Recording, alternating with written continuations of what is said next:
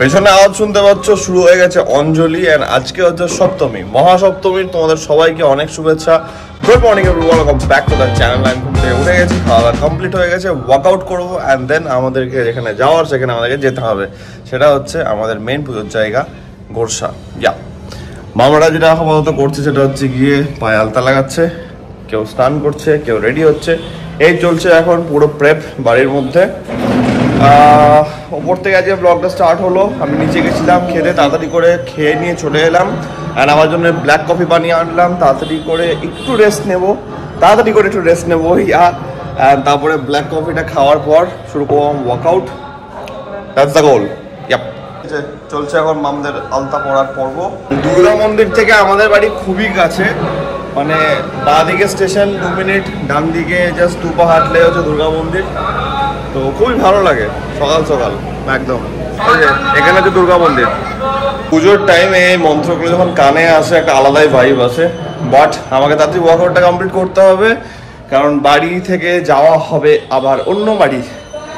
হাঁপিয়ে গেলাম, কারণ ছাদে এলাম, ছাদের এই রুমটাতে ফ্যানটা নিয়ে আসতে হয়েছে। ফ্যান ক্যারি করলাম, কারণ এখানে কোনো ফ্যান লাগানো নেই ইচ্ছা করে, কারণ কেউ থাকে না এখানটাতে। এবার ব্যাপার হচ্ছে গিয়ে আছে আমার চেস্ট আর শোল্ডার্স তাড়াতাড়ি করবো। মারা অলমোস্ট রেডি, যদি হয় তাহলে মামদের সঙ্গে যাবো, না হলে আমি একটু পরে যাবো, কারণ ওয়ার্কআউটটা আমাকে কমপ্লিট করতে হবে। ওখানে যা সব পুজোর পর্ব আছে একটু বেলার দিকে শুরু হবে, তো অসুবিধা কিছু নেই। এখন ঘড়িতে টাইম হচ্ছে 11টা। Let's start our workout. পুরোটা ফ্লোর প্রেস, ঠিক আছে? ওয়ার্কআউট দেখানোর কিছু নেই, পুজোর দিন আর কি ওয়ার্কআউট দেখাবো। তাড়াতাড়ি করে বেরোই। এখানে বেরোচ্ছি, আমি রেডি। প্রচণ্ড রোদ, তাই জন্য এটা হচ্ছে আপাতত গেট আপ। লেটস গো, গোরসা যাই, ওখানে গিয়ে দেখা হচ্ছে। চলে এসেছি গোরসা, এবার দেখাবো এখানে রান্নার প্রিপারেশন শুরু হয়ে গেছে। মাছ রেডি আছে, এখানে শুরু হয়ে গেছে রান্না।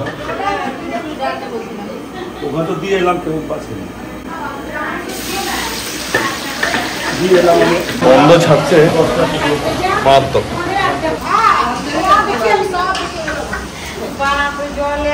এটা কিসের জন্য? তরকারি, মাংস। আচ্ছা আচ্ছা আচ্ছা। প্রসাদ, যেটা আমি পুজো মিস করে দিয়েছি আনফরচুনেটলি, প্রসাদ খাচ্ছি এখন।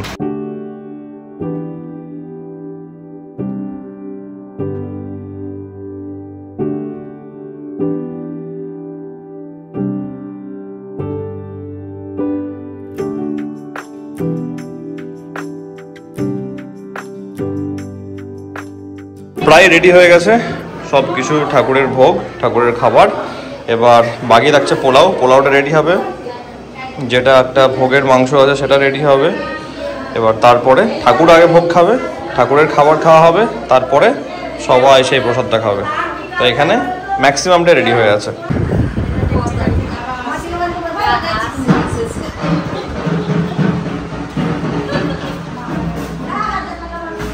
তোমাদেরকে বলা হয়েছে যে একটা জিনিস দেখাবো, যে এখানে আমাদের অ্যাকচুয়াল বাড়ি ছিল।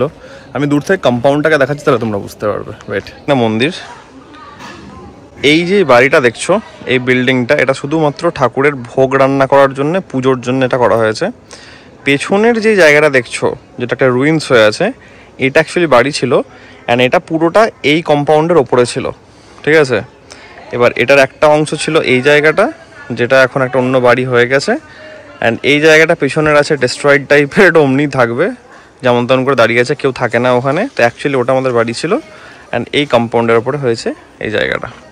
তো এটা পিছন দিক থেকে এবার তোমাদেরকে দেখাই, কলতলা যে জায়গাটা যেখানে রান্না হচ্ছে, তাহলে বুঝতে পারবে। পুকুরটা আছে, এই পুকুরটারই মাছ রান্না হবে মায়ের পুজোর জন্য, যেটা এখন হচ্ছে টকের মাছ। অ্যান্ড এটা হচ্ছে পেছনটা, মানে বুঝতে পারছো তো, মানে জিনিসটা দেখো বিল্ডিংয়ের অবস্থা, তাহলে বুঝতে পারবে যে কতটা পুরনো। তো এই পুরো একটা কম্পাউন্ড ছিল। পেছন দিকেটা, এখানে হচ্ছে কলতলা আছে, পেছন দিকে রান্না হচ্ছে। সব জায়গাটি যেই ঠাকুর থাকে, পুরনো আমল থেকে পুজো হয়ে আসছে, ঠাকুরের একটা মহিমা থাকে, খাবার কখনো কম পড়ে না অ্যান্ড জোগাড় হয়ে যায়, এমন সর্টেড। যত লোক আছে সবাই খাবার পায়, খাবার কখনো কম হয় না, এটা সবথেকে বড় ব্যাপার। অ্যান্ড টেস্ট, এই যে যেটুকু দেখলে সেই রান্না করে আসছে চিরাচরিত। টেস্টের মধ্যে কোনো চেঞ্জ নেই, সেম টেস্ট। বলছি যে টেস্ট কখনো কোনো বছর চেঞ্জ হয় না, মানে এটা কিন্তু একটা আশ্চর্য জিনিস। মানে তুমি রান্না করছো, তুমি রান্না করো, কিন্তু টেস্ট যেমন আমরা ছোট থেকে খেয়ে আসছি ঠিক ওই টেস্ট কি এখন মায়ের প্রসাদ একদম মায়ের প্রসাদ টেস্ট কোনো দিন চেঞ্জ হয় না।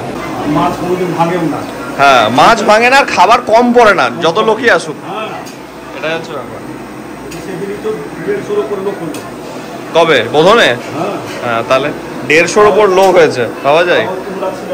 হ্যাঁ আমরা, হ্যাঁ একদম একদম। আমি তো আসতে পারি না তখন, পুজোর সময় আসি। হ্যাঁ, এটা তোমাদের সিংহবাহিনীর মায়ের অরিজিনাল মায়ের মাছের টক। মায়ের পুকুরের মায়ের মাছের টক, কাঁচা টক।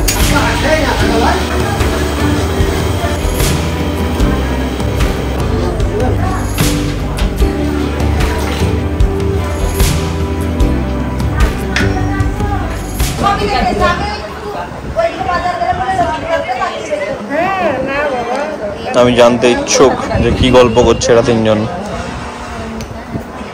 কি গল্প করছো? ভুল ভাল গান করছে। এই কেমন ঝাল, কেমন ঝাল? বিশাল ঝাল। সব ঝাল চানাচুর খাচ্ছে দেখো। খালি পেটে খাচ্ছ, অম্বল না হয় ভাই। না আমি খাবো না, আমি খাবো না। দাও ভাই দাও। ঠিক আছে।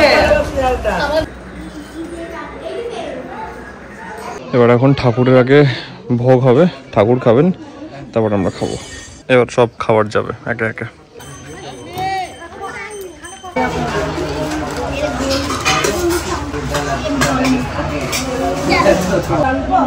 আসার পর যে লেভেলে সবাই টায়ার্ড ছিল, আমি ঢুকলাম একটু আগে, তারপরে বাবা গেল, কাকুন গেল, মানে বাইকটা নিয়ে আমি চলে এসেছিলাম।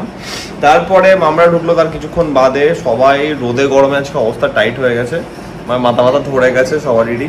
একটু রেস্ট ফেস্ট নেওয়া হলো। সন্ধ্যাবেলাটা বাড়িতেই ছিলাম, আমরা একটু ব্লগের কাজ করছিলাম। এখন ডিনার করতে নামলাম। আমি কাবসটাকে একটু কম রাখবো, কারণ অনেকটা কাবস তখন খাওয়া হয়েছে, খিদেটাও পেয়েছিল। আর টাইমটা এতটা মানে অটাইম হয়ে গেছে, যে অটাইম না বেটাইম, যাই হোক কিছু একটা বলে বেটাইম।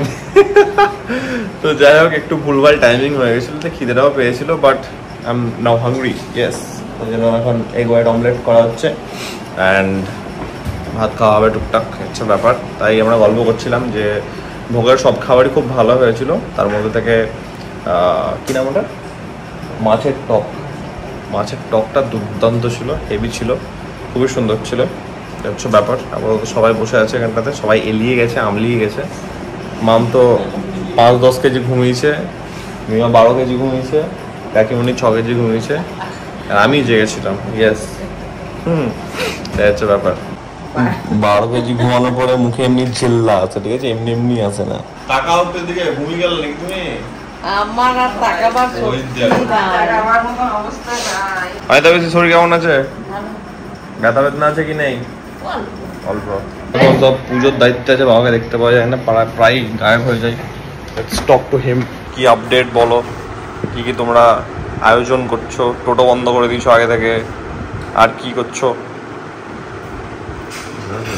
ওটাই, আরো অনেক কিছু করছে। এখন একটু ক্যামেরা সাই হয়ে যাচ্ছে বাবা। আজকে অঞ্জলি হলো না, এখানে একটা আরতি হলো, সরি নট অঞ্জলি। অঞ্জলি সকালে হয়ে গেছে, রাত্রেবেলাতে একটা আরতি হলো।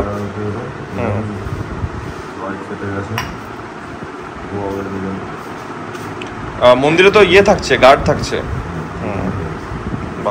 আজকের পুজো কমপ্লিট, সপ্তমী কমপ্লিট। আমাদের অ্যাকচুয়ালি কি হয় না, বাড়ির পুজো তো ঠাকুর দেখতে যাওয়া হয়, নবমী দশমীর দিকে আমরা যাই এপাড়া ওপাড়া দেখতে। বাট আমরা বাড়ির পুজো নিয়ে এতটাই মেতে থাকি যে আমাদের জন্য ওই ঠাকুর দেখতে যেতে হয় বা এই টাইপের কোনো ব্যাপার থাকে না সেরকম। মানে বাড়িতে এতটা মানে এত এনগেজিং থাকে ব্যাপারটা। কালকে থেকে আরো একটু এনগেজিং হবে, কারণ কালকে থেকে আসছে হচ্ছে গিয়ে চিকু। তো বাড়ি ভর্তি একদম পুরো বিশাল মজা হবে। কালকে আমি ডেফিনেটলি চেষ্টা করবো তাড়াতাড়ি যাওয়ার, তাড়াতাড়ি গিয়ে আমি ওখানে অঞ্জলিটাও তোমাদেরকে দেখাবো। আজকে আমার লেট হয়ে গেছিলো, I am really sorry, but কালকে আমি ডেফিনেটলি দেখাচ্ছি ওটা। আজকের ব্লগটাকে আমি এত অবধি রাখছি। আশা করছি যে ব্লগটা তোমাদের ভালো লেগেছে। অ্যান্ড তোমরা জানো যদি ব্লগটা ভালো লাগে থাকে, then as usual do like, share and subscribe.